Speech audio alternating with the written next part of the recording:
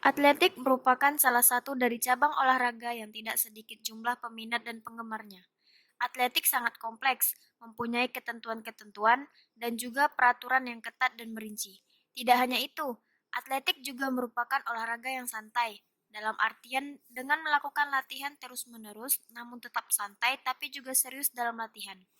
Bab ini akan menyajikan materi cabang atletik, antara lain jalan cepat, lari jarak pendek, tolak peluru, lompat jauh, dan lompat tinggi.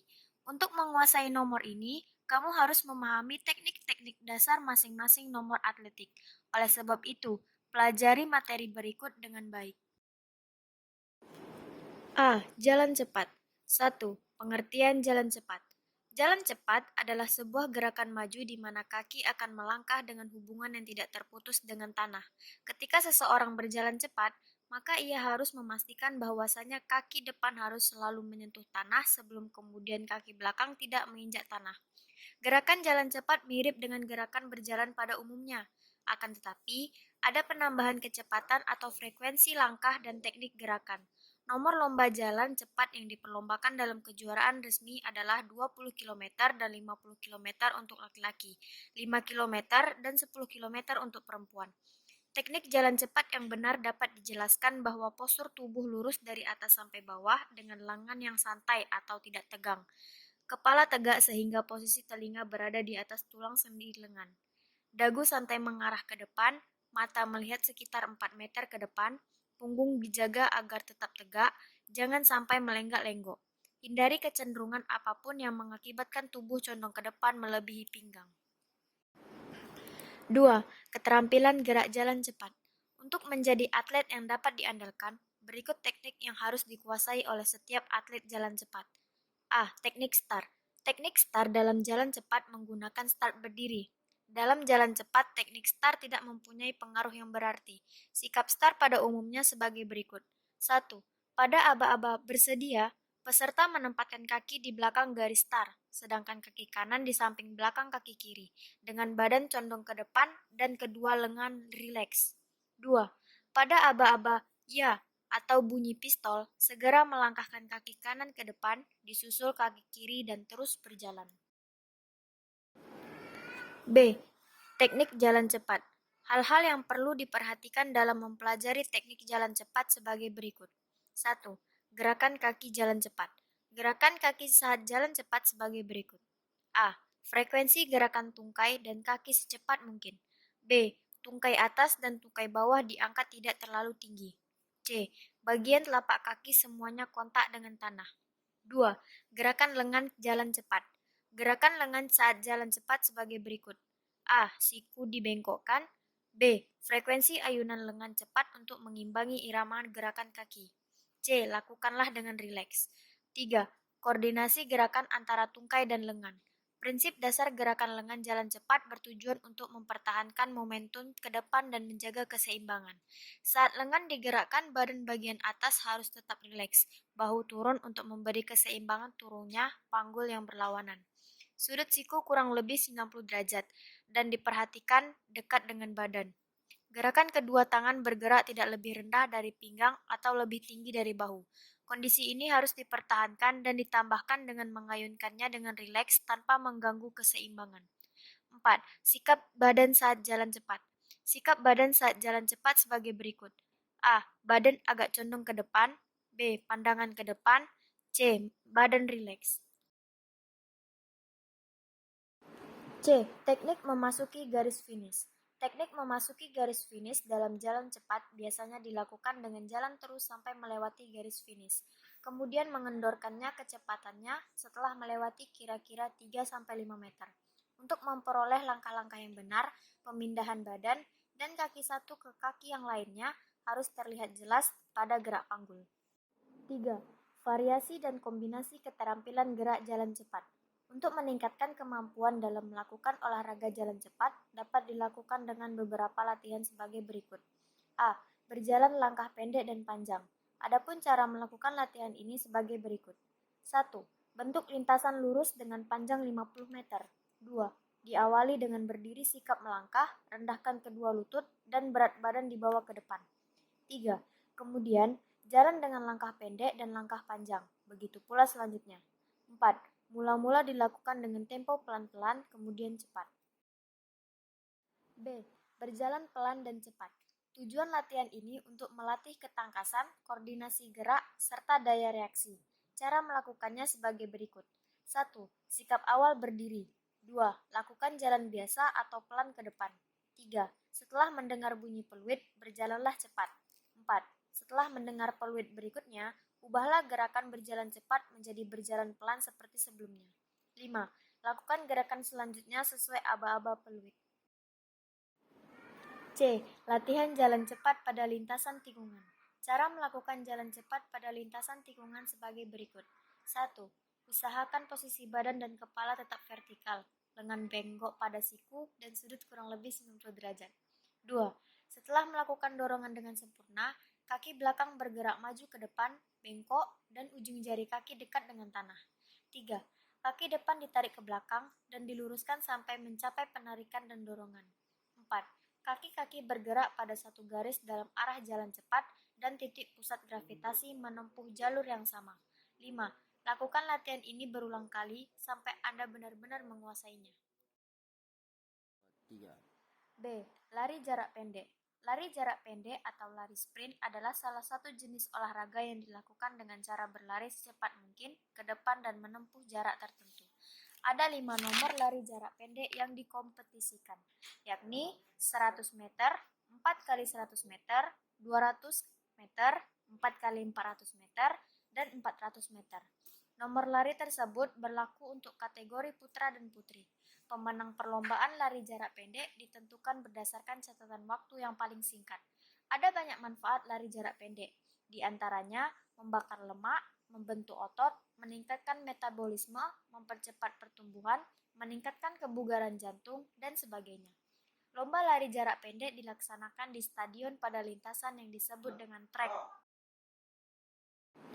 1. Keterampilan gerak lari jarak pendek. Pelari harus menguasai teknik dasar lari jarak pendek untuk dapat mencatat waktu yang sekecil-kecilnya. Teknik dasar lari jarak pendek yaitu 1. Teknik start, 2. Teknik lari, dan 3. Teknik finish. A. Teknik start. Dalam lari jarak pendek pada umumnya menggunakan teknik start jongkok atau closing start. Saat aba-aba bersedia, pelari dalam posisi jongkok dengan lutut kaki belakang menempel tanah. Telunjuk dan ibu jari siap menyangga berat badan. Saat aba-aba siap, tumit menempel tanah diangkat bersamaan lutut kaki depan. Posisi pinggul lebih tinggi dari bahu, kepala menunduk rileks. B. Sikap badan. Setelah melakukan gerakan start, selanjutnya adalah fokus terhadap sikap badan. Posisi badan saat melakukan lari cepat hendaknya badan sedikit condong ke depan sebab pelari akan mendapat keuntungan yang lebih baik. Pengaruh titik berat badan yang lebih maju, dengan sendirinya langkahnya pun lebih efektif karena titik berat badan akan turut membantu sebagai daya tarik. C. Sikap langkah.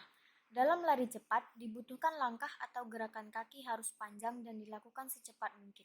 Hal ini karena langkah yang lebih panjang akan menguntungkan. Tetapi, perlu diingat bahwa pada langkah pertama setelah menolak dan beberapa langkah berikutnya harus pendek. Hal ini dilakukan untuk menjaga keseimbangan dari sikap jongkok ke sikap berdiri dan berlari. Bila kaki dipaksakan melangkah panjang saat awal bertolak, akibatnya pelari akan jatuh sekaligus akan gagal. D. Gerakan lengan. Gerakan lengan saat lari cepat dilakukan secara wajar. Jari-jari tangan menggenggam rileks dan ayunan tangan yang terkoordinasi akan membentuk suatu persilangan. Hal ini karena gerakan ayunan tangan juga berfungsi sebagai penunjang dalam keseimbangan saat berlari dan mendorong laju kecepatan gerak si pelari. E. Melewati garis finish. Teknik melewati garis finish sangat menentukan pemenang dari perlombaan lari jarak pendek. Berikut hal-hal yang harus diperhatikan oleh pelari saat melewati garis finish. 1. Pelari harus tetap berlari sekencang mungkin tanpa mengubah sikap tubuhnya. 2. Dada condong ke depan dengan posisi kedua tangan diayun ke posisi bawah belakang tubuh. 3. Dada diputar sambil mengayunkan tangan ke posisi depan bagian atas sehingga posisi salah satu bahu lebih maju dibanding bahu satunya. 4. Setelah melewati garis finish kira-kira 5 meter, lalu berusaha menghentikan langkah. 2. Latihan penunjang kemampuan lari jarak pendek.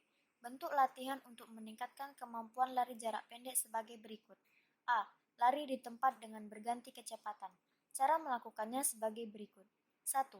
Posisi badan berdiri tegak. 2. Setelah mendengar aba-aba, lakukan lari di tempat dengan mengangkat lutut hingga rata air. 3. Lakukan dari pelan terus ditambah kecepatannya. B. Berlari dengan lutut tinggi diikuti sprint. Cara melakukannya sebagai berikut. 1. Siswa bergerak perlahan-lahan ke depan sejauh 5 meter dengan menekatkan pada pengangkatan lutut yang tinggi. 2.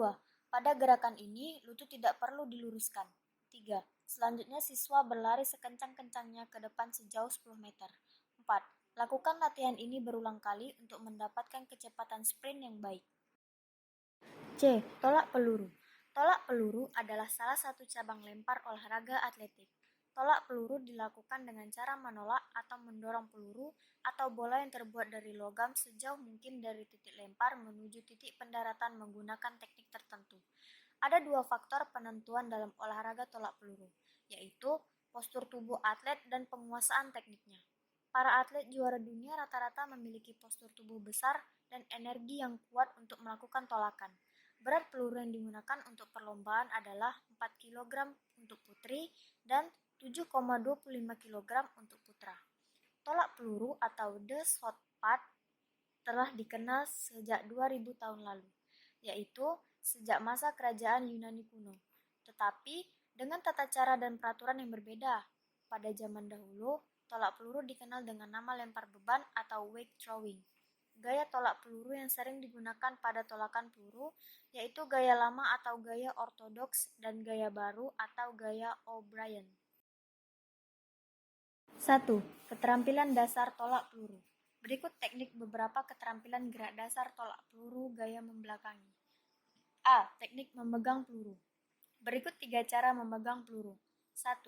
Jari-jari diregangkan, sedangkan letak jari kelingking juga di belakang peluru. 2. Jari-jari diregangkan, sementara jari kelingking agak ditekuk dan berada di samping peluru, sedangkan ibu jari dalam sikap sewajarnya. 3. Jari-jari melapat di belakang peluru, ibu jari agak dibuka ke samping. B. Teknik tolak peluru gaya membelakangi. 1. Sikap awal. Peluru dipegang dan diletakkan di atas bahu di bawah dagu.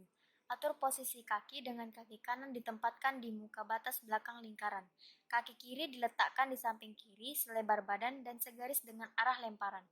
Bersamaan dengan ayunan kaki kiri, kaki kanan menolak ke arah lemparan dan mendarat di tengah lingkaran.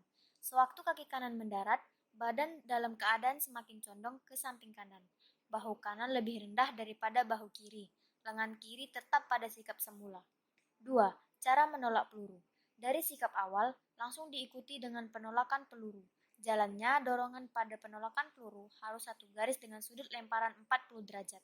3. Sikap akhir. Setelah menolak, membuat gerak lompatan untuk menukar kaki kanan ke depan. Bersamaan dengan mendaratnya kaki kanan, kaki kiri ditarik ke belakang. Demikian pula dengan lengan kiri untuk memelihara keseimbangan. 2. Latihan penunjang kemampuan tolak peluru. Keterampilan gerak tolak peluru harus dikuasai, yaitu keterampilan awalan, menolakkan peluru, dan akhir tolakan. Ketiga keterampilan dasar tersebut dapat Anda latih dengan melakukan latihan berikut ini. A. Latihan menolakkan bola tenis. Latihan ini dilakukan secara berpasangan dengan menggunakan bola tenis sebagai penggantinya. Tujuan dari latihan ini ialah menolakkan bola sejauh mungkin. Adapun cara melakukannya sebagai berikut. 1. Diawali sikap berdiri, kaki terbuka dengan memegang bola di atas bahu. 2. Lemparkan bola dengan mendorong dari belakang ke arah ke depan atas. Lanjutkan dengan jijitan kaki dan dorong ke depan. 3. Selanjutnya, pemain B berusaha menangkap bola lalu mengembalikannya dengan melemparkannya kembali kepada pemain A dengan cara yang sama. B. Latihan menolakkan bola basket sejauh-jauhnya dari posisi berdiri. Cara melakukannya sebagai berikut. 1. Berdiri dengan kaki terbuka dan peganglah bola basket dengan tangan di atas bahu. 2. Lemparkan bola dengan mendorong dari belakang ke depan sejauh mungkin. Jinjitkan kaki dan dorong ke depan. 3. Pergunakan dorongan seluruh tubuh dalam lemparan, yaitu lepaskan bola basket sehingga tangan sepenuhnya diluruskan di depan tepat di atas ketinggian kepala. Latihan ini dapat Anda lakukan secara perorangan. D. Lompat jauh. Lompat jauh merupakan suatu gerakan melompat yang menggunakan tumpuan pada satu kaki untuk mencapai jarak sejauh-jauhnya. Sasaran dan tujuan lompat jauh adalah untuk mencapai jarak lompatan sejauh mungkin ke sebuah titik pendaratan atau bak lompat. Jarak lompatan diukur dari papan tolakan sampai ke batas terdekat dari letak titik pendaratan yang dihasilkan oleh bagian tubuh. Lompat jauh dapat dilakukan dengan berbagai gaya, yaitu gaya jongkok, gaya berjalan di udara, dan gaya menggantung. 1. Keterampilan gerak lompat jauh gaya berjalan di udara. Lompat jauh gaya berjalan di udara adalah gerak lompat jauh dengan gaya ketika tubuh sedang melayang di udara, gerakan kaki seakan berlari atau berjalan di udara. Gerakan itu dilakukan ketika atlet selesai melakukan tolakan dan tubuh sedang melayang di udara, kedua kaki digerakkan seperti orang berlari, sampai akhirnya landing kaki menyentuh tanah dan tubuh tetap dijatuhkan ke depan agar tidak mengurangi jauhnya lompatan. Untuk lebih memahaminya, berikut ini adalah teknik lompatan jauh gaya berjalan di udara. A. Awalan. Teknik awalan berfungsi untuk mendapatkan kecepatan yang tinggi sebelum mencapai balok tolakan. Lakukan dengan melakukan lari sprint dengan kecepatan maksimal.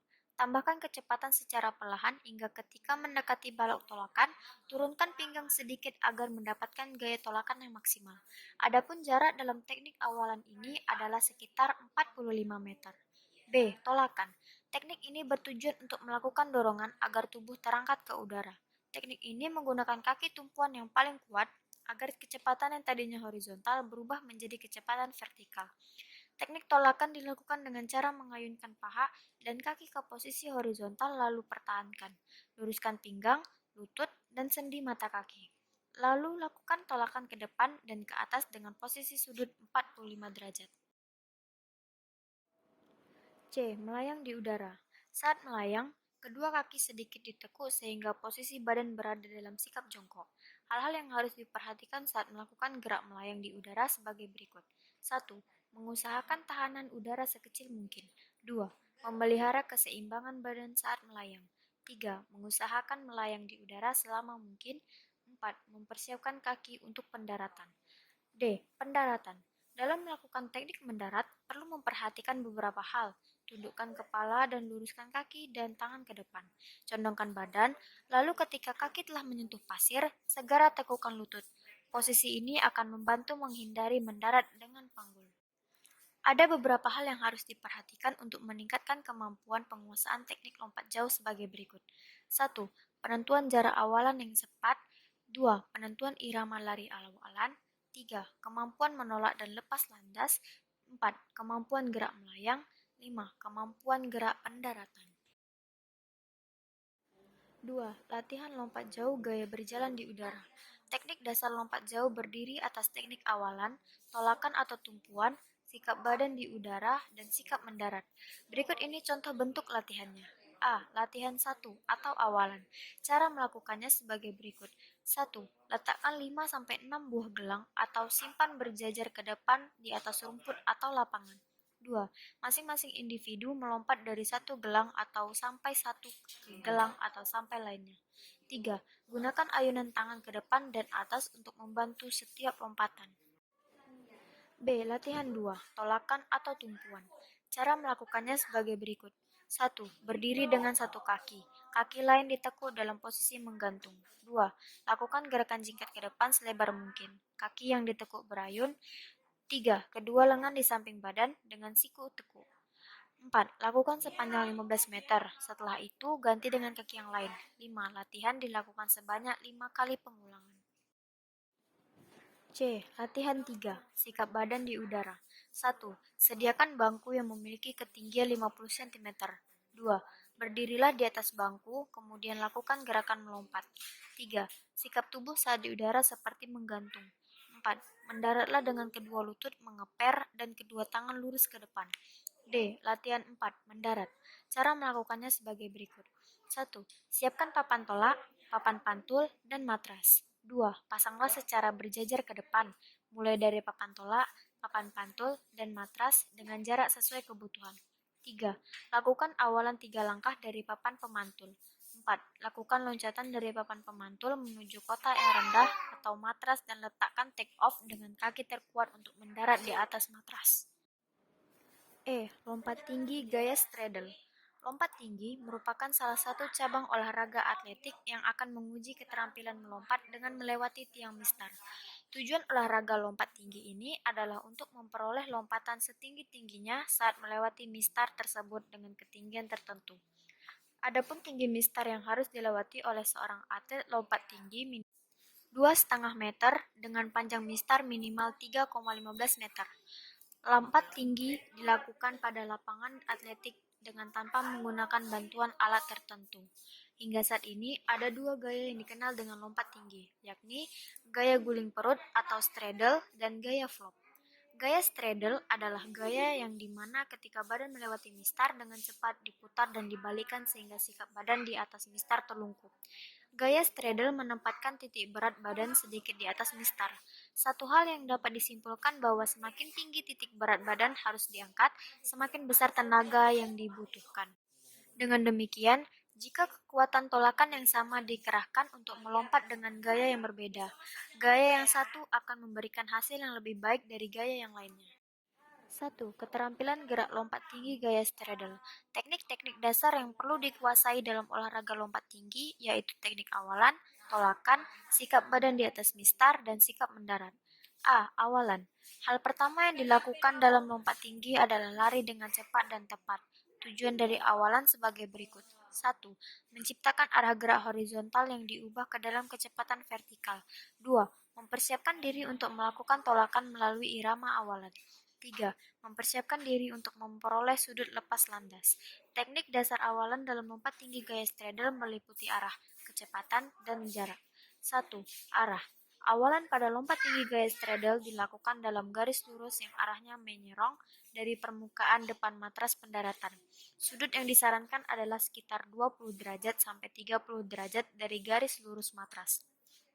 Tetapi bisa juga awalan tersebut berbentuk lengkungan.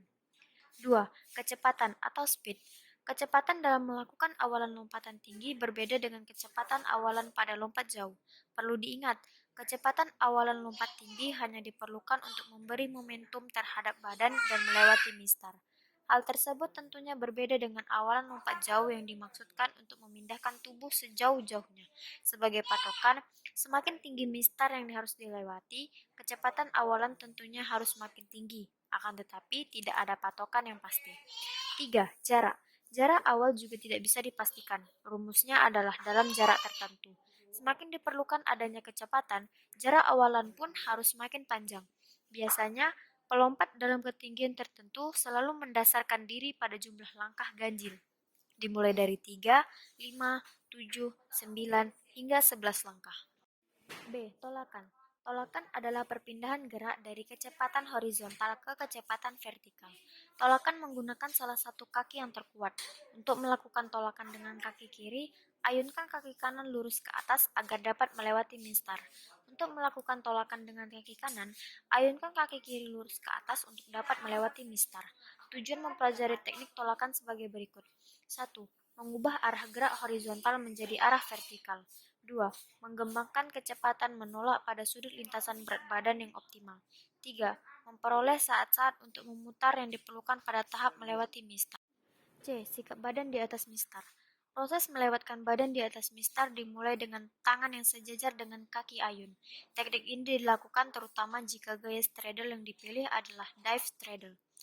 Ketika kaki ayun sudah bisa menjajari badan di atas mistar, selanjutnya kepala dengan dibantu lengan yang di depan segera diturunkan dengan maksud agar panggul terbawa naik. Dengan demikian, tinggal kaki yang masih tertinggal di belakang mistar. Biasanya, jika kaki tersebut tetap dibuka demikian dari awal tanpa membuat gerakan apapun, akhirnya kaki tersebut akan lewat dengan sendiri, mengikuti momentum anggular atau siku-siku kaki yang tercipta dari awal tolakan. Tujuan dari teknik ini sebagai berikut. 1. Membawa titik berat badan sedikit mungkin dengan mistar tanpa menyentuh atau menjatuhkan.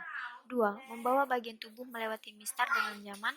3. Menciptakan agar pendaratan dengan baik dan selamat. D. Mendarat. Sikap mendarat adalah sikap jatuh setelah melewati palang. Adapun cara yang baik dalam melakukan pendaratan adalah sebagai berikut. 1.